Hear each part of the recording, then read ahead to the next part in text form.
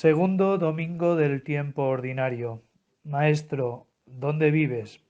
Recordáis que el domingo pasado reflexionábamos sobre el bautismo de Jesús. Hoy, desde el Evangelio de Juan, capítulo 1, versículo 35, nos encontramos con los primeros discípulos de Jesús. Van a salir del grupo de Juan. Juan les dice, mirad, ese es el Cordero de Dios. Y ellos siguen a Jesús. Dice el texto, Jesús se volvió al ver que lo seguían, les preguntó, ¿qué buscáis? Ellos le contestaron, Maestro, ¿dónde vives? Él les dijo, venid y lo veréis. Entonces fueron, vieron dónde vivía y se quedaron con él aquel día. Serían las 4 de la tarde. Desde luego, lo que van buscando estos discípulos es darle sentido a su vida y lo van a encontrar en la manera de vivir de Jesús. Fijaos qué detalle, se acuerdan hasta la hora en la que le conocen. Los que se pusieron a seguir a Jesús querían ver dónde vivía.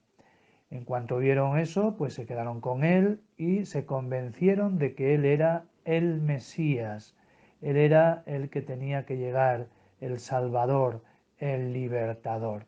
Y por eso le siguen. Y es que la manera de vivir es lo que convence y arrastra a la gente. ¿Cómo vives? ¿Cómo vivimos los que nos llamamos cristianos? Por eso Jesús va a crecer y Juan le toca menguar. Para vivir como Jesús necesitamos sintonizar con Él y vivir como Él vive. Eso de sintonizar no es solo conocer cosas, que en muchos cristianos es lo que tenemos, mucho conocimiento de cabeza. Es sobre todo llevarlo a la vida. Sintonizar es interiorizar las actitudes de Jesús. Experimentar que Jesús nos hace bien, que conocerle, vivir como Él, nos hace bien. Eso nos reaviva el espíritu, especialmente ahora en este tiempo de pandemia. Eso nos da fuerza, eso nos da esperanza. Sintonicemos con Jesús. Y para ello, lo mejor es vivir como Él vive. Por eso os planteo una serie de preguntas. ¿Cómo creo lo que él creyó? ¿A qué le doy importancia de lo que Jesús le dio importancia? ¿Por qué me intereso? ¿Qué cosas me interesan? ¿Miro la vida como la miraba él? ¿Trato a las personas como él las trataba? ¿Las escucho? ¿Las acojo? ¿Las acompaño en el camino? ¿Confío en Dios? Esto lo paso por la oración. ¿Soy capaz de, como Jesús, contagiar esperanza?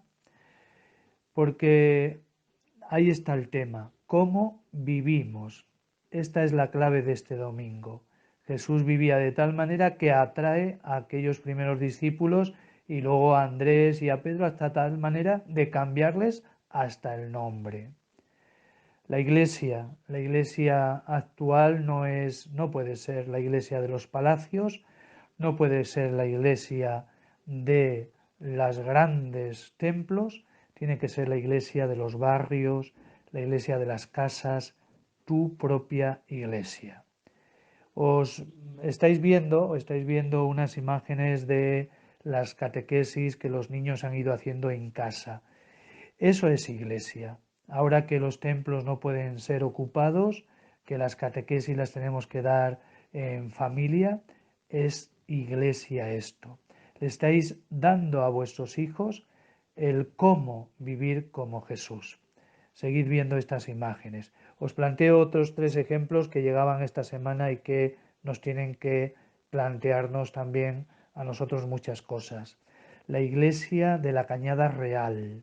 No solo Agustín, sino cantidad de laicos que están ahí en Madrid. En Madrid, ya sabéis el problema, y si no, buscarlo en internet.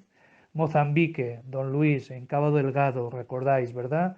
Qué iglesia, qué compromiso. Y esta semana también saltaba a los medios Juan José Aguirre, obispo español comboniano, que en Centroáfrica, allá en Bangasú, pues está en medio de la guerra, en medio de los tiros, ayudando a la gente. Así tenemos que tirar para adelante. Así tenemos que ser iglesia. Esta iglesia merece la pena. Maestro, ¿dónde vives?